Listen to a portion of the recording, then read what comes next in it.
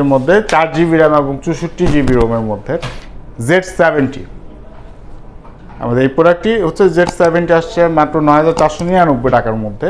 তো এটা খুব সুন্দর ভালো কিছু আপনার ফিচার্স আছে, লাইক আমাদের এই ফোনটাতে আপনি DDR4 ভার্সনের 4GB র্যাম এবং 64GB রোম পাচ্ছেন, এবং এটাতে কিন্তু আপনি ফিজিক্যালি ডুয়েল সিম ইউজ করতে পারবেন, এবং সেই সাথে একটা সিঙ্গেল এক্সট্রা 28GB পর্যন্ত SD কার্ড স্লট দেওয়া আছে আলাদাভাবে, ওইটাও ইউজ করতে পারবেন।